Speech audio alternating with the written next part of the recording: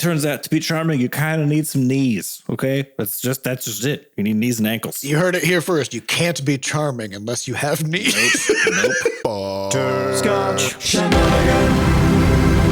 Hey everybody, welcome to episode 477 of Coffee with Butterscotch, the game dev comedy podcast of Butterscotch Shenanigans. I'm Seth and I'm the games programmer. I'm Adam and I'm the miscellaneous programmer. I'm Sam and I'm the artist. And this is a show where we talk about life, business, and working in the games industry. Today is July 19th, 22x4. And before we go any further, there's going to be swears and profanities in this show. So get ready for that and step away and do some breathing exercises if that's, something that you have a hard time handling. I believe in you. I think you can. You can do it. It's a good form of exposure therapy, It is. You just got to get in there and just tough it out. Yeah, think of us as your profanity therapists. It's not gonna be pointed at you. It's not gonna be slurs. It's not gonna be anything horrible. And so it's just gives you a little light practice. It's like if you're scared of dogs, but then you're around like a really happy, friendly dog for long enough, and you're like, oh, okay, maybe it's not dogs that are the problem. It's just some of the dogs. You know what I mean? Yeah. So that's what's about to happen. Also, we'd like to thank our recurring supporters over at moneygrab.bscotch.net. Thanks so much for letting us grab your money every month to help keep our podcast microphones full of pod juice. All right, so a lot of weird shit has happened this week, some of which we won't talk about. Yes. But some of which we will. Okay. So first off, Crowdstrike. I want to talk about Crowdstrike. What's that? We're not going to talk about it too much because it literally just happened. It's just happened overnight. And so we're going to introduce what has happened. And then we're going to let it simmer and check back in next week and kind of see what the fallout has been. All right. So Crowdstrike is a large-scale cybersecurity firm in the U.S. It has something like 7,000 to 8,000 employees, somewhere in there, and it provides services that are used by most large companies to essentially. It's kind of like an enterprise level antivirus and malware scanning kind of a thing. So it has access to like deep files in the Windows operating system, registry files, all kinds of stuff. And when you put it on your machine, then it's always interacting with your all the guts of your operating system. It's a corporate control thing. So it's like if I'm a bank or running a larger. If I'm a bank, I want the most secure shit. Yep. I want to lock it down, you know. So I'm gonna install Crowdstrike's software on my servers and my terminals in the office and everything for safety. Mm-hmm. Okay. Mm-hmm.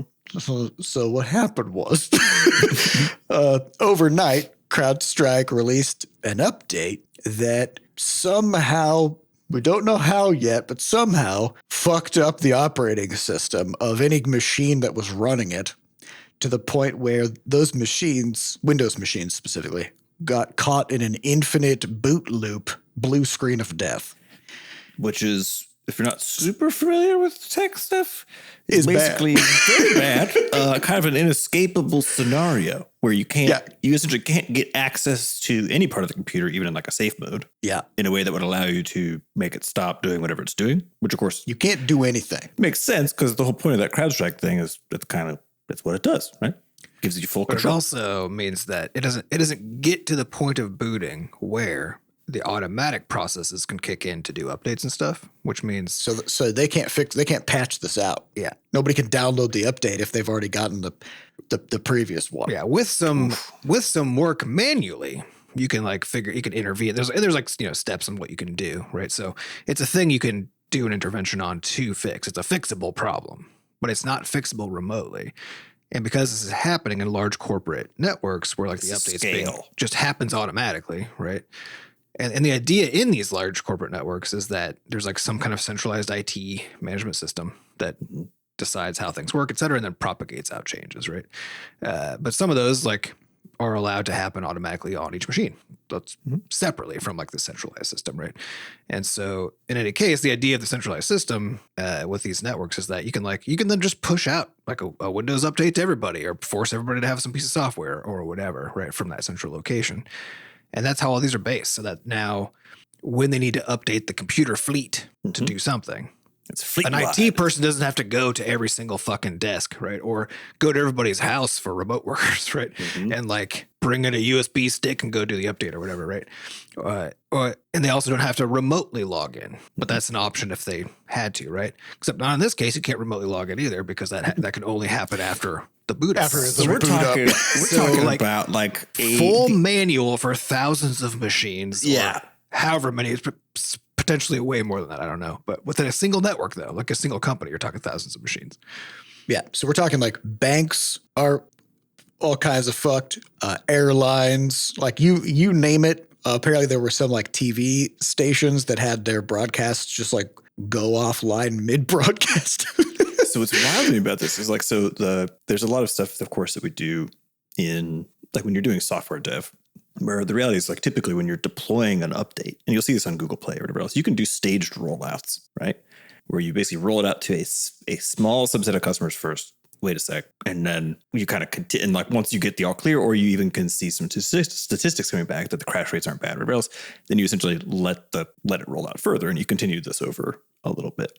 So I think what's surprising to me is that given the criticality of this particular kind of software and how deeply embedded it is. And how deeply embedded it is, but then also like the kinds of industries that are relying on this, which is again, anyone who cares a little more about like security, which is going to be larger enterprises typically that are like kind of almost like your infrastructural stuff, right? Like airplanes, banks, that sort of thing, that it wouldn't have a staged rollout. Yeah. Like I guess I'm surprised. I'm impressed that they could actually update everything like simultaneusly. I don't actually know how. Yeah. Because that's probably what I don't know is like, it might have been a staged rollout.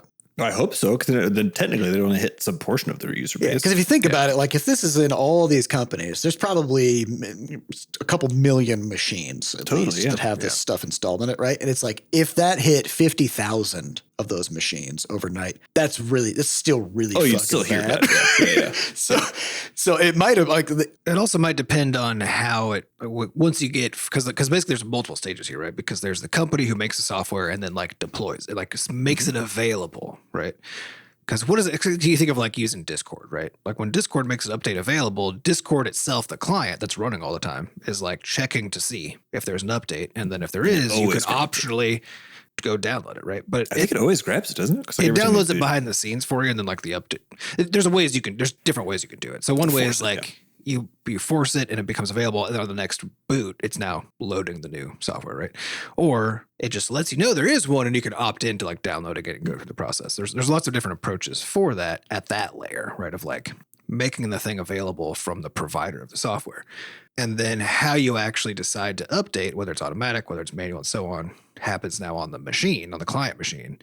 But when you're within these like big corporate systems, which are very complicated, I don't know. Yeah. I'm not going to pretend I know the first fucking thing about managing a corporate Windows network. All I know about corporate IT is everybody thinks that the IT people just sit in a basement doing nothing all day. And then they eventually are like, what are these people doing? And then they fire them. And then something like this happens. And then everybody's looking around like, how do we fix this? And nobody knows. We'll just have our one IT guy left go to these millions of computers to fix them. Just sweating his ass off running around. But my bet is there are going to be a bunch of like companies that come in as like a strike team to like have to come in and supplement to fix this kind of stuff. Yeah. Like for us, kind of an equivalent is Game Maker in the sense that like we have a piece of software that is core to everything that we're doing. And if something goes really wrong with it, then we're in trouble, right?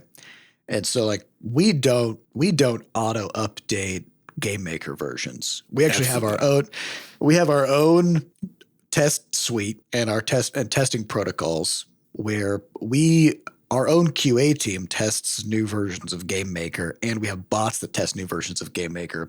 And those happen in, a sandbox, so like a separate build of everything. Yeah. We don't test those by deploying them to players. We test it, and then we take a look at patch notes to see what has changed, decide the leverage of the update. Like, do we have bugs that we need addressed? Yeah, do we really need to, basically? Yeah, because every deployment has a risk, every single one, right? And even if your tests pass and all that kind of stuff. Yeah. It's always a risk. But this is always a challenge because we've got this. Think about the sheer amount of like infrastructure work and human hours we throw at Is Game Maker fine? Or this one piece of software? Yeah. Yes. Absolutely. The linchpin piece of software for our whole enterprise, right? But if you're in these big corporate systems, they've got dozens. They got 100 hundreds of programs like that.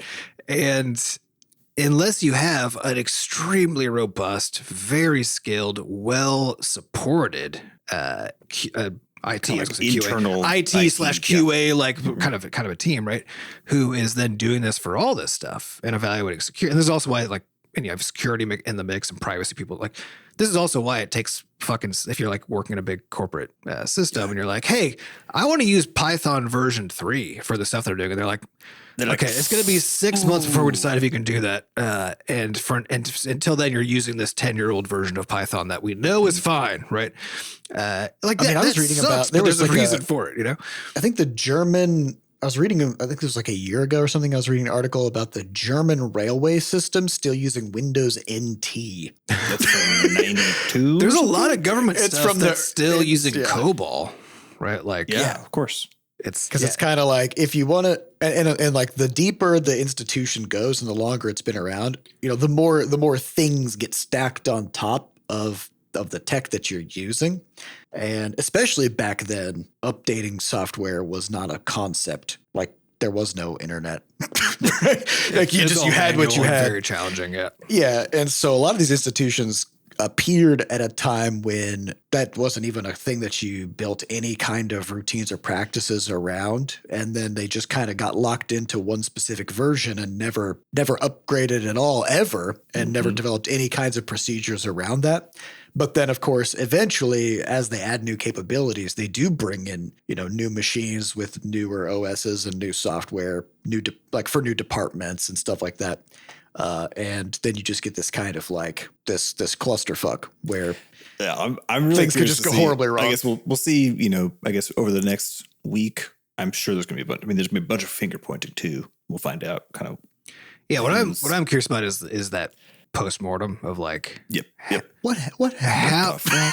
And these are always really interesting when they happen. The problem with publicly traded companies is that there are many problems, but specifically in this case, the problem with finding out what happened is that they're now at extreme risk of lots of lawsuits, right? And so they're not going to want to be honest about whatever happened, because if the honest answer increases their liability, then we're not going to get it, right? So we might. But the fun part about something as big as this, except through a lawsuit, but something as big as this, there's so many smart security researchers and like people 100%. Who know about this stuff out there that you're going to be hearing a lot of absolute bullshit said by people who don't know what they're talking about that sounds legit, because that's what always happens, right? But there's going to be some people out there who really do actually figure this out and figure out like what is the chain of things that happened, what was the thing that was broken, how did it propagate instead of being caught early. And that's stuff that's the slow news thing. Like that's the stuff we'll find out about in a few weeks, you know, as it kind of gets sorted out. But this stuff is always so interesting when it happens. Yeah. There was a recent thing too, kind of along this line. There was a service called polyfill.io, or like a website, right? And so there's this idea in the web browser, because each web browser is different. They change over time. Each one supports different features, right?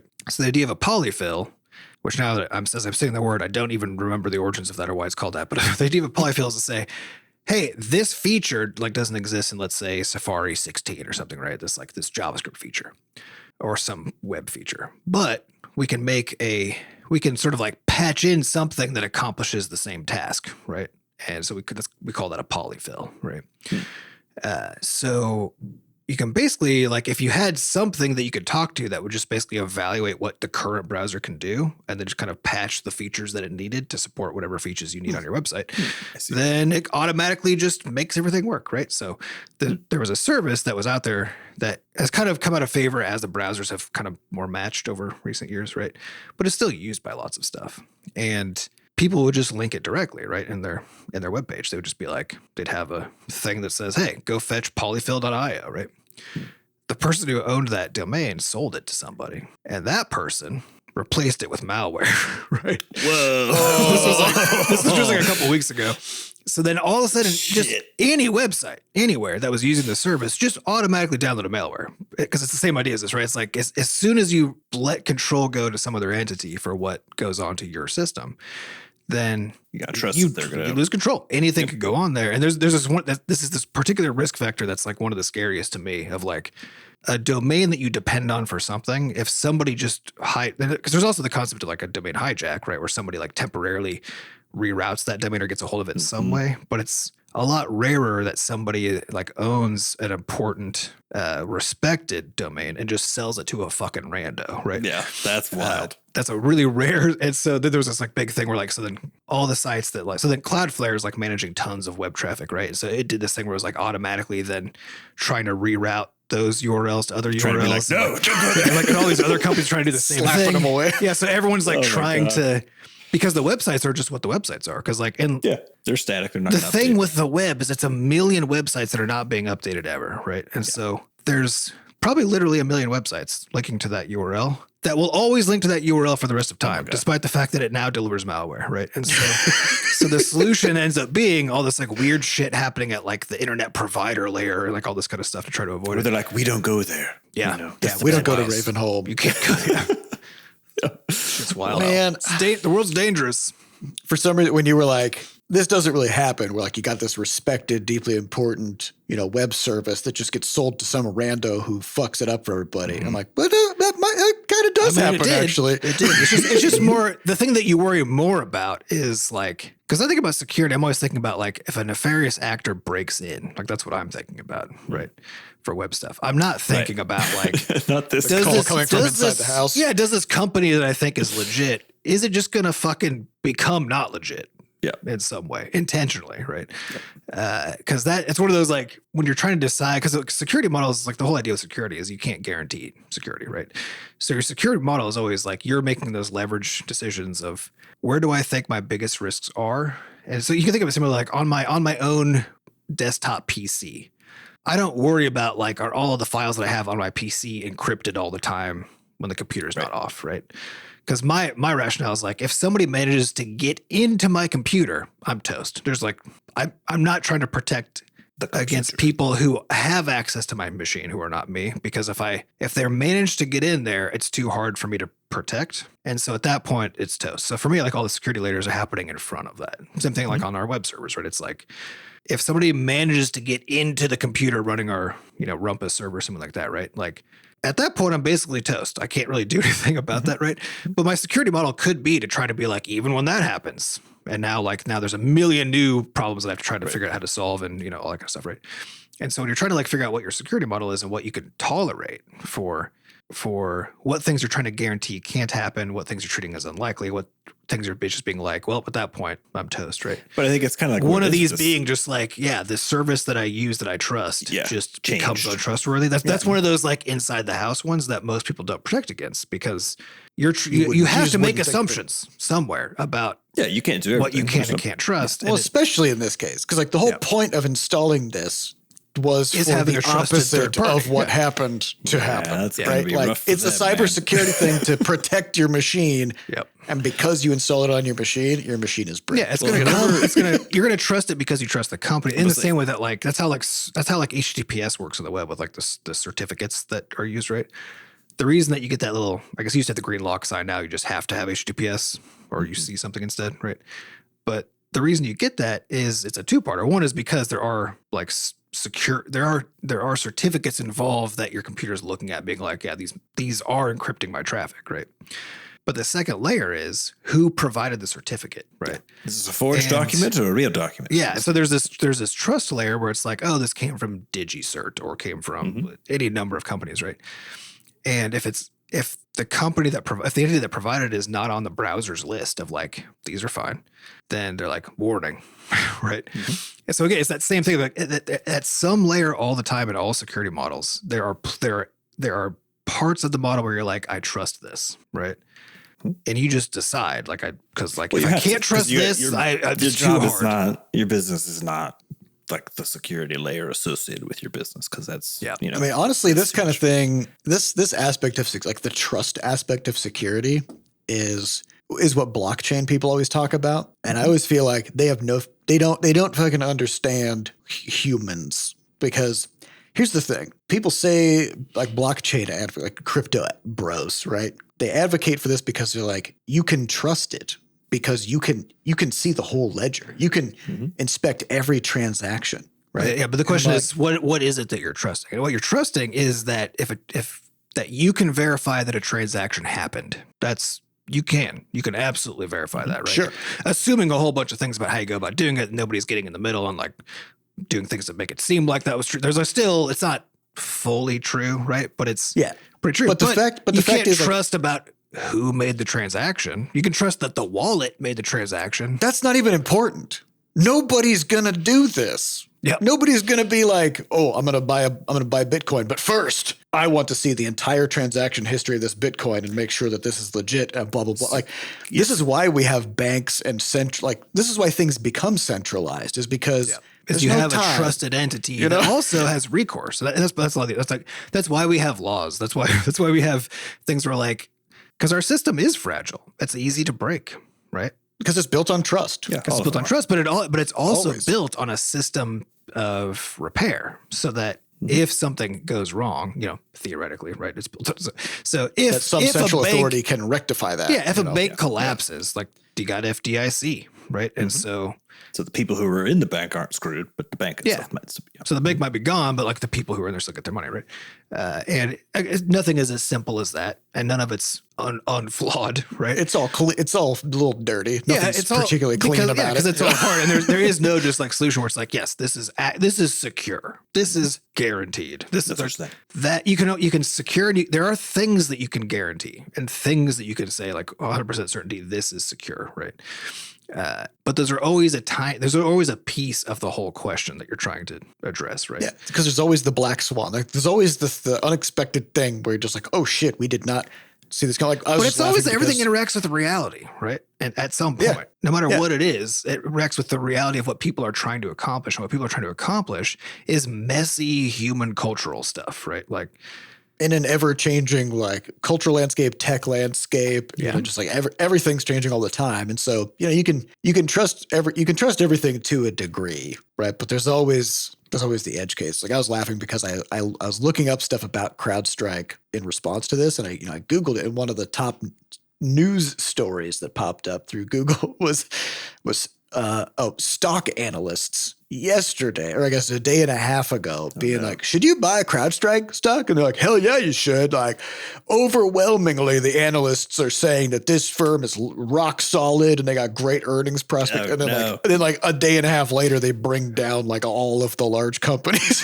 If that isn't just like a perfect encapsulation of capitalism right there, It's everybody's just making shit up, And honestly, I was reading an article. I was like, I don't even know if a person wrote this. This is probably just makes it even better. An AI just aggregating a bunch of analysts who are also using AI to make their decisions, and then just barfs out this dumb article. And then speaking of AI, it's a good transition, or I guess potential AI, because we don't know what's going on. Seth, as of yesterday, yesterday Seth sent us a screenshot, and he was like, "The fuck."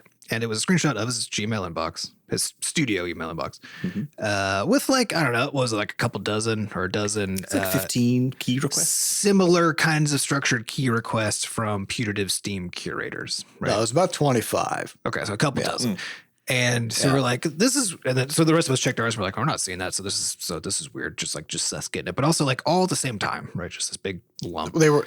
It started at like in the middle of the night, and then it was like just rhythmically over the course of the night, just adding more email after email, and they all had the same subject line.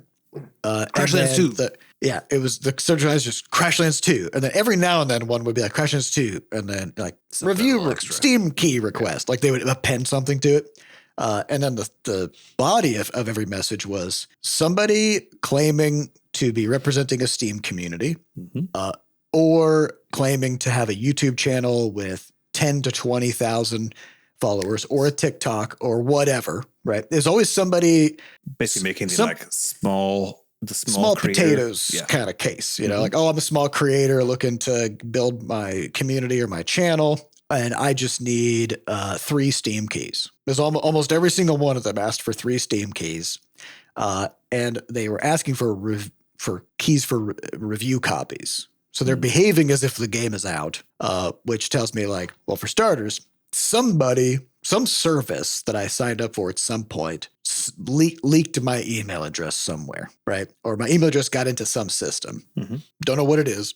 And that system probably has a large number of YouTubers / scammers / spammers / whatever, right? Of people signed up to it. And my email address got sent to all of them, along with some kind of a template that they could use to send me key requests. Right? And that, so as of now, I think I've surpassed 50 new ones? These emails, Or, just total. Okay, yeah. Over like 36 hours. They just keep coming. They just keep coming.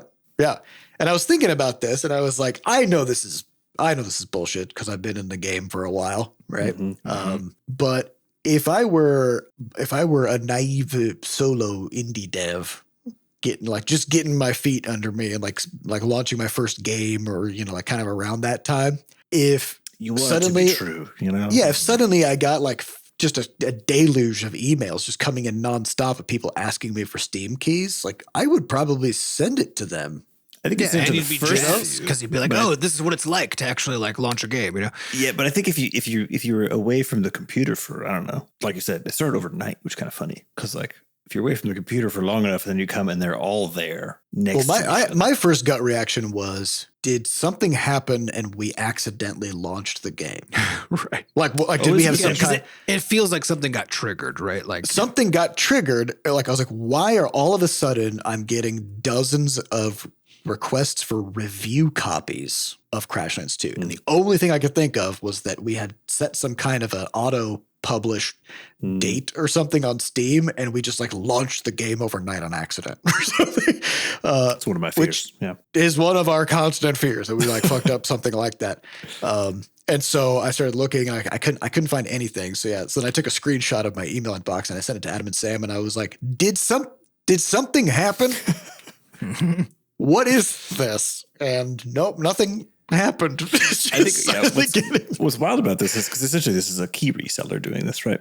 Well, actually, the thing is, it's one of two things because it's either key reseller or it's a bunch of like small like Steam curators and miscellany people, right? Using a service, right? So that it could be a whole bunch of legit people using kind of a sketchy service, right? To mass send requests to people. So it's like there could be a layer that somebody's like trying to provide that service to people. Oh, I see. Or so like it's a scammer trying to harvest lots of keys for like themselves, right? It could be either of those two things. I got you. Yeah, because the fact that each of these emails is modified from a template, but it's not just the template. It's not like a mail merge, like just word swap. Like each one has some kind of personal touch on it, misspellings, blah blah blah, and then like the email address that it's sent from it matches stuff about like the YouTube channel that they link to or the name that they cite. Like, it's composed in a way that seems like the same bit of information got sent out to like hundreds of people who then just grab that, repackage it a little bit. What you should do is actually reply to a few of them with a screenshot of your inbox and be like, what is this? Can you explain this? I'm not sure if this is like a paid for service or if you're scamming, but just, like, this is what this looks like right now for me. This is what's happening. Honestly, because the point also being that it's not good for, like, if these are just like some legit people who are like trying to figure out how to get keys for their that's somehow even worse, to be honest. It's like it's terrible for them because they don't know that that this is the experience on their side. Anyway, I mean, this is also kind of interesting because we talk about how as an indie developer, when you're trying to like talk to press and stuff, like one of the core ideas here is that press are getting a jillion emails from, it's the same problem. They're getting an email from every developer in the universe who's making their game.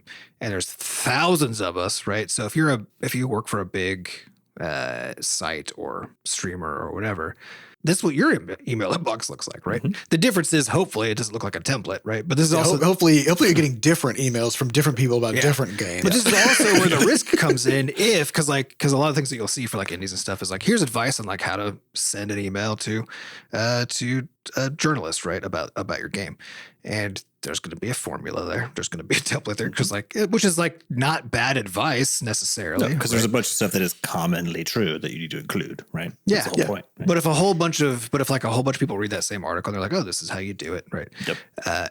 Then now if you're on the press side, your email inbox looks like what Seth's inbox looks like right now, right? This makes me think of when I was when I was going to school for my MBA, and so much of the time was spent on resumes. Because like the MBA school is not to teach you how to run a business. It's to teach you how to bullshit your way through literally everything and land any job you want and move up the ladder without doing a goddamn thing. Like that's what being an MBA is, right? And so much time was spent on resumes, and they kept driving this point home of like, your resume has to stand out. It has to stand out. But they made us all go through these resume building workshops where in the end, all of the resumes looked exactly the fucking same. I was like, I mean, and then maybe it'll stand out from non-MBA resumes, but we're all sending the same resume. It's going to be read by robots. Although back when you were doing MBA, that was kind of back then it wasn't. But this was 2011 or something. So pre-robot era. But man, my word, but I feel like it's a little taste because when we last launched a game, ChatGPT didn't exist. Large language models weren't there. None of this stuff was there. A lot of these services were still in their. They weren't in their infancy. Like there were some that were more mature at the time, but basically the robustness of the overall, like the creator kind of side of things and all the tools that go with that has gone up massively in the last 9 years. The influencer culture because of COVID and stuff like that. Yeah. Like just the amount of people with their own little YouTube channels and TikToks and everything. It's exponentially growing all the time, So I feel like when we actually do launch this game, oh boy. So that's going to be RIP our inboxes. As they say. Yeah, every and this is also one of the things like this is also why so many companies, us included, try to have bespoke solutions to how information goes from the player base into our systems, right? Because if you use an existing thing, there's a robot that knows how to use it already, and now you're just getting fucking. It's like I don't know if anybody who's my age and who like had a blog back in the day would have been on WordPress, If you had fucking WordPress comments on, that was just spam. It was just spam because 80% of websites still today are run on WordPress, right? With the same comment system. It's the same. So if you make a bot that can post WordPress comments, you can post comments on 80% of websites. And WordPress has been around for whatever the fuck, 20 years or something, right? And so the robots over those years have gotten real fucking good. And there's a million of them, right? And so like, they're good. They've gotten really good at posting lots of comments. They haven't gotten good at posting comments that don't look like spam garbage. Yeah, but now with ChatGPT involved, they can mask it more. They can do because like this thing, like looking at your list of like emails, they're all the same in a way, but all also definitely different, right? Which is just a little bit different. If there was a template that somebody was like starting with, people are lazy. Some people would have reused the template without editing it, right? Yeah. And every single one that you're looking at is different. So to me, like this is the hallmark sign of like, to me, what this looks like is somebody made a service to help curators get a hold of keys. Yeah. And they use ChatGPT where you basically plug in your information. Here's you select a game bio or something. You plug in information about yourself in one spot, right? And then it generates an email for every game that you're trying to get a key from based on the information that you provided, right? And it's gonna say the things that also sound good, right? So even the numbers involved, like everything involved, could be completely random, but sounds good from like I'm a curator. Honestly, I don't think it's that sophisticated yet because like if I were the person building a key spamming ChatGPT powered, Steam key phishing service, then I would have a layer in there where for each email that goes out, I would give the LLM information about the game so something about the game can be custom tailored in the email. Which would be easy too, right? Because you just automatically grab stuff from the Steam page, right? Yeah, exactly. But these are just like the only thing about the game in these emails is the title of the game. No, there's nothing else about like why it is that they think that it makes sense that they're requesting the keys, how it fits their demographic. The business emails that we get, which I get a lot of still, which are basically someone saying, "Hey Sam, I'm a big fan of Butterscotch. Let's hop on a call. Let's do this e-commerce solution." And I'm like, "What are you talking about? Yeah, what? I can't possibly be a fan." I actually do really enjoy those because I like digging deeper and asking them some questions and be like, what aspects of our e-commerce do you think we should be working on? Because we don't have e-commerce, And so I kind of asked them these like open-ended questions to just see exactly how deep into the bullshit they're willing to go. Do they know how? It's like, well, incorrect they are already? But it's also like, because on the side of like people doing this stuff, right? They're casting a wide net as cheaply as possible, and the easier it gets to cast that net. And because the idea is like once they get past the first part of the funnel, then they start doing some actual work to figure out like, okay. Yeah, and I'm just here to make them do a bunch of work. Yeah, but the problem will never amount to anything. The problem with that model, though, with that wide cast model, is that people then receiving that first thing are instantly like, this is a low value, pointless thing because you can just tell when you read it, right? And so these like wide net approaches are extremely counterproductive because all they do is spam everybody. Nobody who you would want to then like go engage with the thing you're trying to sell who would. You're only going to hear back from. You're not going to hear back people. from anybody. Yeah. People who have no sense of scrutiny or critical thinking who are just like, oh, well, we should work on our e-commerce. Yeah. No. As far as I'm concerned, the top of the typical sales funnel is just scam. That's what it is, right? Because if what you're doing is sending emails without knowing who the recipient is to see if they'll buy your thing, that's the scam. Like definitionally, that's what that is. Right? Although I really love this new term slop. For AI slop. Yeah, which is kind of like it's not spam in the sense that like it's not something that's being sent to you like spam is. And it also may not even be a scam in the sense that it's not even trying to sell you anything. It's just there, right? So like if you go to like YouTube and you see like a bunch of AI generated comments, it's just slop. Like those are saying nothing. They represent no human being's opinion.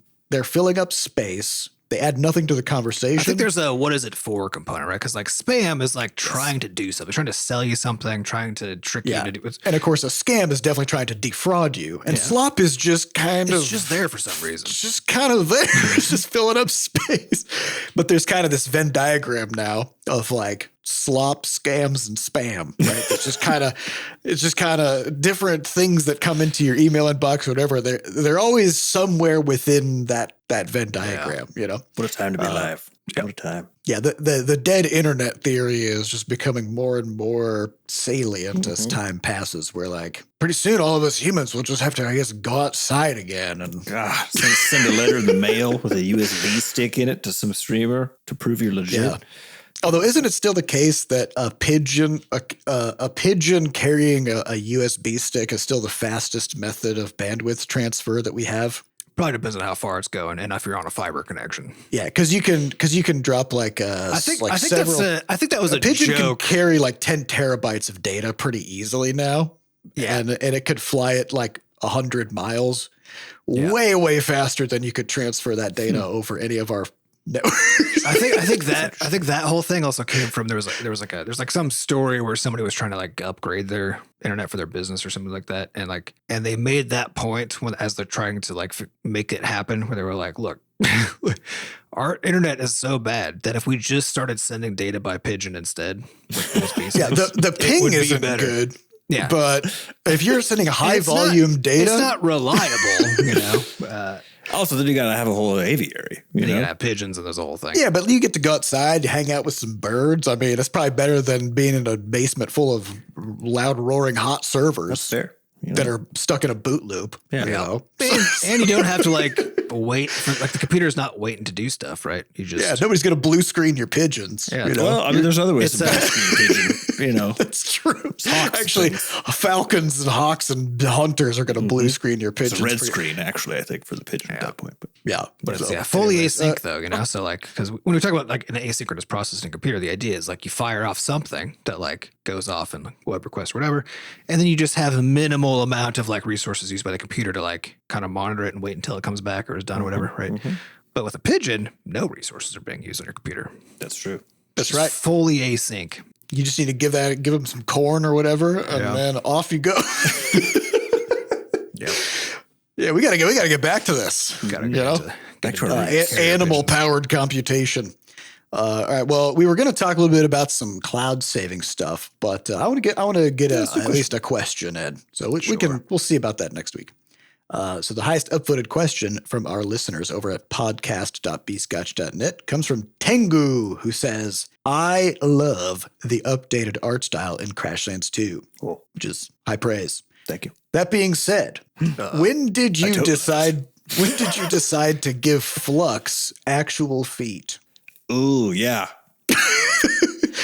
That was with that being said, that implies this was maybe a bad decision. Is what the Yeah. fair. however this whole characters having feet thing kind of fucked up. don't like it. a little Don't like bit it weird. at all. Yeah, it basically came down to a problem of the reality is if you want to animate something in a way that looks cool, having not just even feet, but also like elbows, having just some joints in the mix. having standard limb components. Is just makes it possible for you to do, movements that are cool instead of just rotations around a joint location like a shoulder socket. So Yeah, importantly, we didn't just give Flux feet. We gave Flux hands, elbows, knees. I mean, she's got joints for days now. she's got like a spine, you know what I mean? Just Like spine. she could bend. Yep. It's She crazy. could bend her torso. Oh man. So yeah, we gave her all of the animation components, which are, I guess technically it's just a lot of bones, and that came about because we were doing the kind of early development of kind of what we wanted it to look like. That whole period was just trying to figure out like, okay, given what we're trying to do as far as bumping the visuals up, you're just asking that question: what's required? Like if you want to polish things up. So if someone looks at the main character again and she's just windmilling around, how like really is anybody going to say? Does that sell? Yeah, the I love the art experience? style. No, they're not, honestly like they're not going to be like, that's just not going to happen.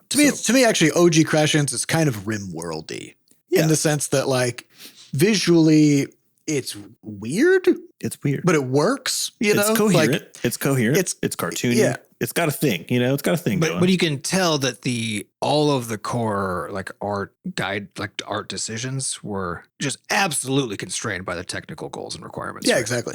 And the same way that RimWorld is like things just bounce. They're very tiny. Like Yeah, and the thing is, like the original Crashlands looks good for what the constraints were that we were developing it under, right? yeah, And- but also, it's it just just like so it's- obviously coupled to those constraints, right? yeah, it's cohesive enough that the whole thing works, right? It's not like it's not random in a sense. And so it was definitely weird, like the first couple playthroughs we did, because the shock factor of it, like internally before we had, made trailers and stuff for it, was definitely a thing. People are like, oh, there's always this, oh, like, wow, Flux could run. And then it was usually some group of people was like, I hate this run.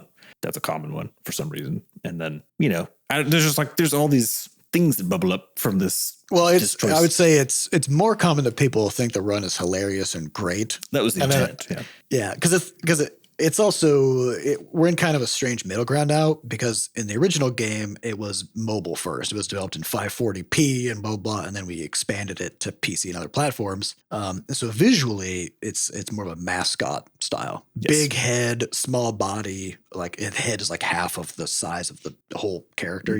Things are very And that's just- round. Yeah, and it's just something you see. Like Mario has that from way back when, right?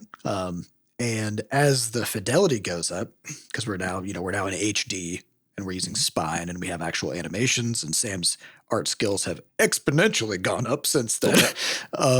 And so we can do all these cool movements, but like if Flux stayed looking the same, big head, no hands, no feet, no elbows, no knees, then you would see a lot more detail in that, and it would look a lot bigger. It's but it hard would to look- animate just a head. It would look real fucking weird, right? And so I would say, like, this actually makes me think a lot of how things get represented in a game versus what the sort of like lore intent is. So in games like Skyrim, World of Warcraft, even like Baldur's Gate, like games that are set in like a role play kind of a setting, but where it only takes you 30 seconds to walk from one town to another town. Yes. Why is that, right? Is it because that's in the actual lore? That's how far up the towns are 100 meters apart? Yep. No, that's not. It would, like, in lore, it'd be like, oh yeah, this is like a 5-day journey, right? Well, guess what's boring as fuck? Yep. Gameplay. Sitting in a cart for 5 days doing nothing. Right?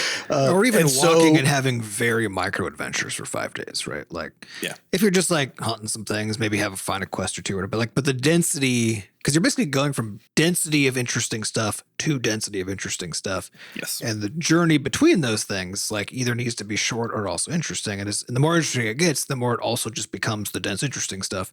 And now you're not really going from one place to another. You're just in places the whole time. You know? Yeah, I mean, a big part of the idea was basically trying to answer the question of could you make it so that simply walking around the world was enjoyable to look at, right? Yeah. And given that we don't have the use of perspective, we don't have the use of a lot of atmospheric effects and stuff like that. A lot of that then came to really trying to just push the charm of each one of the characters up a bunch.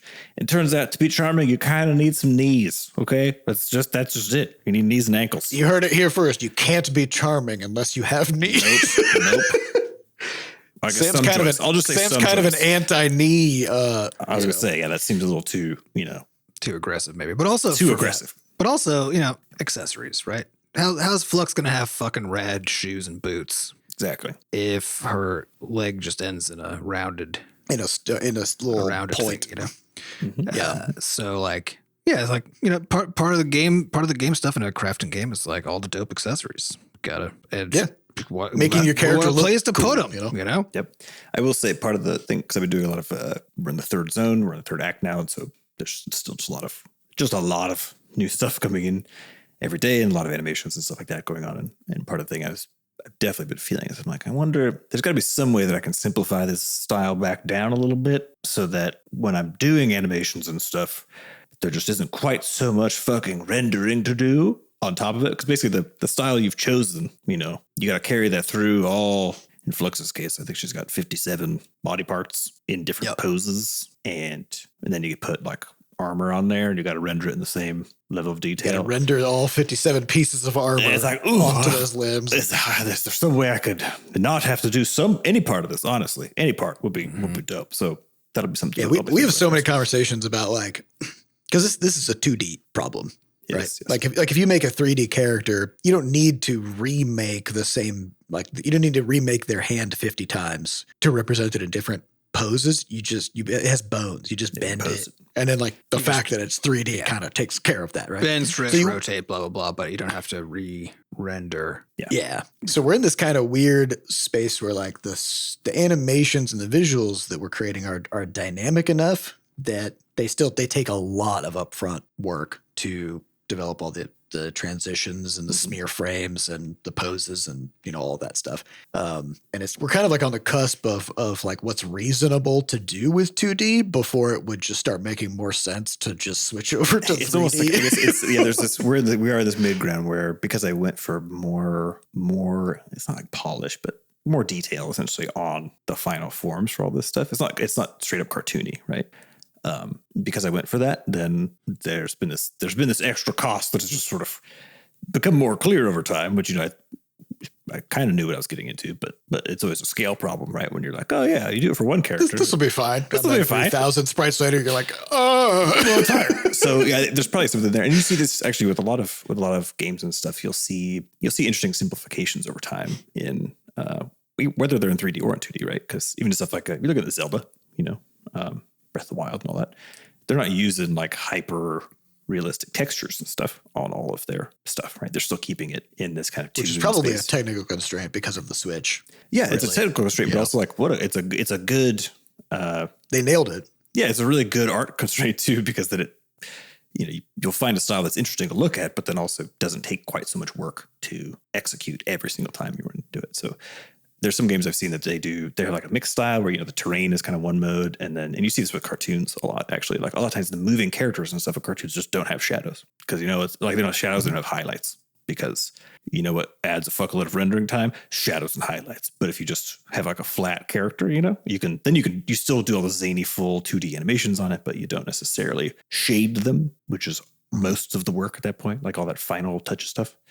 But then you just end up with a very different look, with it. I think Cult of the Lamb is kind of a good example of that with the base characters. I don't think they have much shading, if any, on their little bodies. But the world itself has a bunch of other stuff kind of going on. It's like your matte painting versus your characters and stuff. So there's probably some stuff I could simplify with whatever the next time around is before we have to think about bothering with 3D. But good God, it's a lot. Yeah. So often our conversations just come down to oh, here's this cool thing we really want to do. Well, that would just already be happening if we were in 3D. No, I know. If we want to do it in 2D, we can get 40% of the way there after 3 months of systems dev or something. But it's also there's stuff that you do in 2D that you that would be, I don't even know how to think about how you do it in 3D, which is all this breaking of, like when Fluxes, when the smears are happening and stuff, like you just don't, it's very hard to do that. Oh, actually, I mean, a lot of games that are a little bit more stylized nowadays do a lot of those crazy smear frames and stuff. Like, I've seen all like the ones from Overwatch and stuff. Yeah, but like I know crazy. The thing is, I don't know technically. Like I can. Yeah, how does that? I have no idea technically how the fuck that would work. To be honest with you, so like it's one of those things because they're not, because it's still, at least the ones that I've seen like I haven't seen that many, but like the breakdowns I've seen of like Overwatch and stuff. They're still using exactly the same model as is. Yeah, they just stretch it. Yeah, their smear frames are all stretching what's there, right? Like what's there. Versus like Sam's animated smear frames for 2D, it's introducing new stuff. It's introducing these like weird blobs that appear and like this kind of stuff, right? And so, I mean, probably it's one of those like within any media, you figure out how to get close enough to the thing that you're trying to do. And you probably can get like most of the same kind of outcome with really clever usage of fucking around with the distortions of things, it's like the 3D model. A lot of those there's also, you see this with like the Spider-Man movies that have come out recently, like the level of stylization. They're doing a lot of stuff. They're basically repeating the kinds of things that you actually do in 2D animation with like really weird 3D rigs where they'll have like, doubles of hands and stuff that they can turn on at certain times or whatever else. So you get this, you could turn on these things that normally you'd see hand drawn, but you could also see a state where you do parts of it in 3D and then you do like a paint overlayer of the smear, because smears are very easy to draw because they're kind of like a weird abstract bunch of bullshit. It's a smear. It's a smear. But like, doing all the little fine detail work of someone standing there with just moving their fucking hands. Like there's nothing slow in Crashlands. That was one of the things that has come up, is like it's slow animations where someone's like doing like a really fine tuned thing. Absolutely not. Just because that's actually a lot of frames. Yeah, tons of individual drawings. And I'm like, no, too many. I can't smear. If I can't smear it, not happening. I kind of wonder if this idea of smearing 3D animations, it's kind of makes me think of when we first started using Spine. We had kind of an internal chat about it of like, okay, what are the pitfalls of using Spine? And the biggest one is you'll see some games usually made by like smaller indie teams or solo devs where they'll use Spine for their animations, but you can tell that they rigged the thing up with bones and then they just rotate the bones. Yeah, it just kind of wiggles. Yeah, mesh. So stretch meshes a bit, move bones around. Yeah. Yeah. So you have a character in a walk cycle and it's like this kind of perfectly rhythmic, flat feeling kind of thing that doesn't really have much personality to it, because the limbs are moving in a walk cycle, but it's not. It's hard to start with like the same flat 2D original image. Yeah, right? You're not changing any of the images. Yeah, right? You're just stretching and moving. You're just bending and stretching and rotating them. And you can't just do that and have the end result feel like it's not obviously just like the image being stretched. Yeah. Yeah, and so our we saw that and we're like, okay, we don't want that. Like, we don't want the game to feel like it was animated in Spine. It should just feel like it's really well animated. Period. Right. And so it is animated in Spine, but Sam does all this stuff to do these smears and stretches and crazy looking frames and stuff. And there'll be times in the game where like at least at the moment when you're looking at your equipment screen, you can see your character there out in the world, but the game is running at 20% speed. Oh yeah. So you might see like watch creatures, a slugabun jump behind you when you're doing that. That shit. Yeah, you see all these dumb, goofy smears and stuff, and it looks kind of hilarious in slow motion. But that's what it takes to make that motion feel really good. It's like there's all these crazy things happening, and I have to wonder if like the reason we don't really think about that kind of stuff in 3D as much is because it's only been somewhat recently. Really 3D animators have because basically you have to change everything about how you rig the model to make it possible to do that. Yeah, it's like you front load technically into like the modeling. Smearable. Yeah. So, even just like the setup, right? It's like it is very fast to just draw a thing versus having to like build a model of it, rig it the way you need to rig it so that you can do the things that you need to do. It's yeah, without a doubt, incredibly complicated, incredibly challenging to pull that off. And then and there's also a reason why why motion capture is the way you animate stuff, because it is infinitely easier to go like spend $1 billion hiring a movement actor or whatever the fuck you'd call that, right? At like some cool warehouse location and be like, hey, I need you to do like a bunch of sweet moves or whatever, right? And that might take like jillions of dollars in a few months to get all those things done, right? But that was way easier than starting from just like, I guess we'll just like move these bones around and then on the 2D side, because you could just like draw the next gesture, right? You just go, you're choosing the points, right? And then you are figuring out kind of like what to do between, whether that's a smear or adding steps or whatever, right? But 2D is already abstract, right?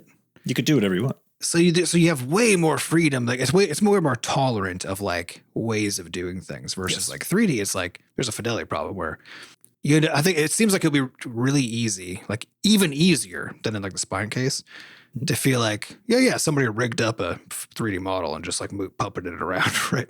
It feels like a 3D would be the barrier between that layer and like good animation seems way wider.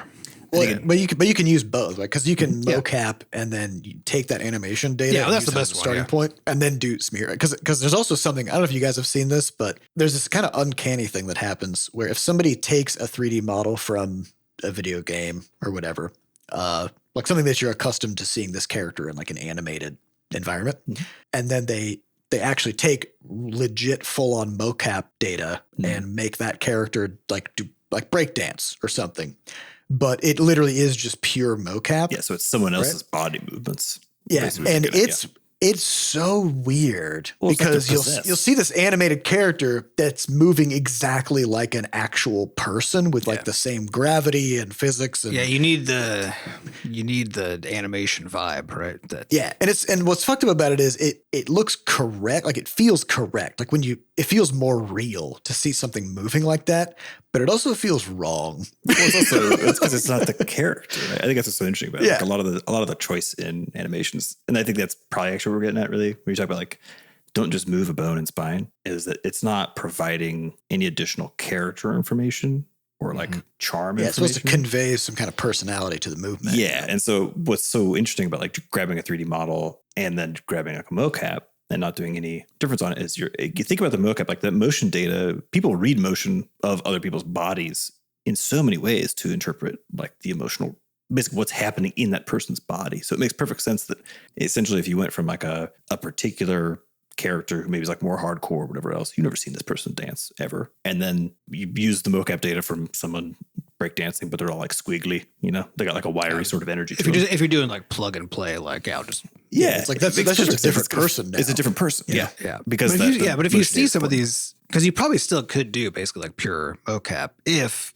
that was like, again, handed off to an expert at doing motion acting, right? Yeah, there's these YouTube videos now of this. Yeah, I've seen like there's Chinese woman who's so good. Yeah, incredible. Yeah. But she, like the way that she'll do stuff looks like what I would expect to see. Like she's basically smearing her body.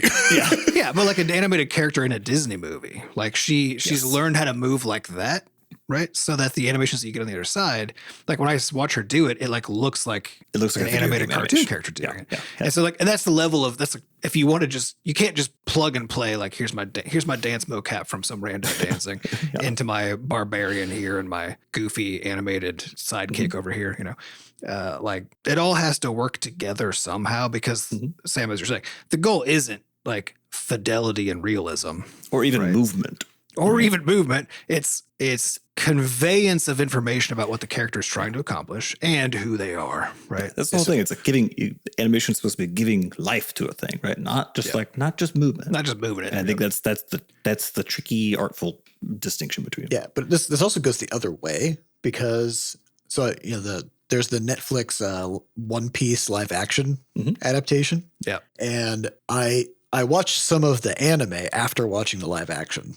Because I hadn't seen the anime, and it's interesting. Like the anime, it doesn't really speak to me because it's like the pacing is real fucking weird, and there's a lot of things that are very strange about it. Like if you get past that, the stories are great, sure, but it's kind of janky. But one of the interesting things that I picked up on and that I kind of saw some people picking up on as well after I started looking into this more was that the actors in the live action purposely move and stand and sit and whatever exactly the same way as the anime characters do. And each of those anime characters has their own gait. They have their own like Zoro, the pirate hunter. He's got this specific stance that he goes into when holding his swords, right? And like the actor exactly did that stance. Or Monkey D. Luffy the way that he sits on like a bench, like the actor did like picked up on that. I think exactly sits like that. Like a little crazy about it when people are, you see in art spaces, especially with students starting out, where they're like, you get really frustrated, like, I'm just trying to animate a walk cycle. And it's like, there's a reason why it is so hard. It's not because it is remotely like mysterious how to think about the frames. Yeah. It's like, one leg in front of the other, one arm. Yeah. You could look up a million templates for it. That's not the problem. The problem is getting it so that what you get on the other side is a representation of the person you're trying to get. And the reality is why is this character walking and how did they get here? And the challenge of that is I think with a lot of these things is that in order to see if it's correct or not, you kind of have to do the whole fucking thing. And so it's like you'll make one and you're like, that doesn't quite do it. And you can't just like tweak it. You gotta like literally throw it out and do another round, right? Yeah. But it's the sheer amount of nuance you're trying to convey where, as you're saying, any given walk cycle is not the same as the next one because each one has a different character, different purpose, different context, right? Mm-hmm. And so that's not a thing you learn. You don't learn walk cycles, right? Correct. You learn like the underpinnings of the theory of walking, right? Yeah. It's not even that, but in an abstract, like, what makes over the top, because animation is also about like conveying these dramatically so that you just can't help but see it. Cause like the reality is like real people in real life, like don't have nearly as much interesting variation, like how they're walking around. Right. Well, they do. It's just subtle. It's way more subtle. Yeah. Yeah. It's way more subtle so that you can't pick up on it as easily. And the stuff that like animated characters are doing aren't even necessarily what real people do. It's not even necessarily an exaggerated form of what people do. It's hyper real. It's a thing that somehow manages to convey that despite not being necessarily what a person would actually do. You know, I think it was the difference of if you're working in an office and somebody comes in 10 minutes late and the way that they're walking is like a little bit more stiff than normal, and you see their lips are kind of like pursed together a little bit, and you're like, oh, something must have happened on the way to work, right? Yep. But like you're saying, in an animated context, there's not enough detail for those things to convey that this person is coming into the room angry, right? So instead what you do is you kind of like really like hunch their shoulders forward and like put their head down and like you put some like little like steam coming off of their head or something, you know? And like you could do that kind of stuff and then it exactly communicates what you want to do. Funny example of this is when went from Flux to making Ui, and Ui also runs. She's the whale yeah, she's the whale blacksmith basically. And you see her in the demo, right? Yeah, you see her in the demo. Because she's early. And when I started working on it, I was like, oh, I know I've done a run now with Flux, so I kind of understand the parts. And it's actually exactly the same thing, which is I understand essentially technically how to put it together in a way that makes sense given like essentially how to do the smears, so blah, blah, blah, right? But the reality of that is I wanted her arms to kind of like flop around, like she's sort of flinging her body mass around a little bit. So it's almost a skip more so. And I thought, I don't know, I just thought it would be just another one. And it took like a week to figure out. And I had to go I took some reference videos out in the driveway of me skipping because I couldn't figure out skipping while flopping your arms around like Ace Ventura when he's been darted. Yeah. And you see like again, like a lot of the best stuff from animators and artists and stuff, like the amount of reference used is insane. That's one of those big things like I just didn't understand years ago when I was just making stuff without ever looking at anything, which is dumb across the board. Just how there's the confidence of like, I know what things look like. I've been alive for 20 years. I've seen shit. So misplaced though. Like, holy cow. Because it's like, you've seen things, but you've never really looked at anything. It's the nuance. It's the nuance of the thing that makes it real, right? Or that makes it like ground in an interesting way. And I think that's the big challenge with all of it. Yeah. So. Yeah. There is. Yeah. I try to like keep a background of like an anime show that I'm watching weekly-ish, you know, because I think it's a fun genre to see just the diversity and like the kinds of things it could do, but also like the economy. The approach to animation is so interesting. I'm trying to remember which one it is, but there's one where the end credits thing, right, is like this really extremely stylized like silhouette animation thing or outline animation thing of like the main character just doing a dance basically, like just dancing to the song that's at the end. And I find it so mesmerizing and compelling every time because I'm watching it, I'm like, how the fuck did they pull? Because he's not moving the way like an actual dancer moves exactly. Yeah. It's way more like loose and fluid, but it's conveying like it's so successfully conveying this like dance that's happening and the vibes of like what the character's doing and the song, like all at the same time, that it's one of the, like, I almost never watch end credits of anything ever. And I certainly don't rewatch anything, period.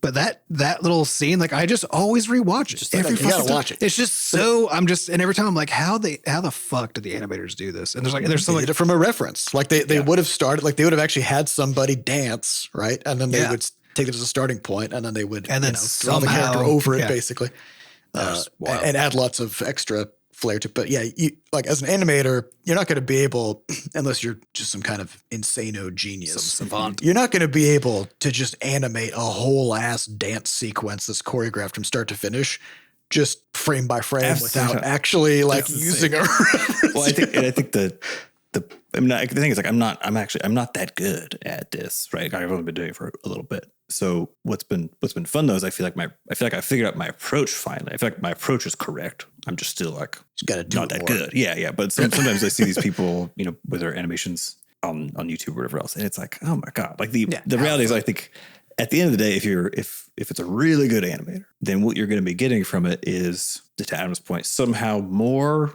It's just somehow more of whatever the targeted emotion or action is than it could ever possibly be in the real world, right? And I think if you don't, for me, it's like with kind of more of the cartoon style stuff, if you don't take it all the way there, then why bother? What's the point? Because it's so much work. It's so much work. So you may as well be pretty extreme with it. Yeah. But it is fun to see, like, in different animated things too, like because sometimes I'm watching a thing and I'm like, some animator right now is just showing off. The only reason they're doing this. Totally. Yeah. And we'll be like, it must have taken the entire time it took to like make this particular episode or whatever, right? To like do this one scene. Because somebody was just like, there's one I was watching, maybe it was Jujutsu Kaisen, I can't remember. There's one I was watching where they just had this scene where this guy was doing something with his hands, right? Mm-hmm. But it was like this elaborate movement of doing a whole bit, like a close-up shot of like very 3D kind of rendered hands, like of just doing this like sequence of things with like holding something in the middle or whatever, And it was maybe like 10 seconds long, like long for an animation, Probably 240 drawings. Yeah, and just like every possible rotation and movement of hands and fingers, as this was doing. And I was just watching this and I was like, they didn't need to do this. But it's incredible. And like somebody was just like, I want to see if I can do this, which is just very fun. Go get Steve. He's our hands guy. We got a 3-month project for him. Exactly. It's crazy. Yeah, it's just so fun. Good question. So I guess long story short, there's a lot of considerations that go into how a character is composed and why and all of that. So hopefully that illuminated some of that. So that's all the time we have for this week. We'd like to thank our producers Fat Bard and Sampa Acosta for putting the podcast together, and thanks to our community moderators who keep our Discord running.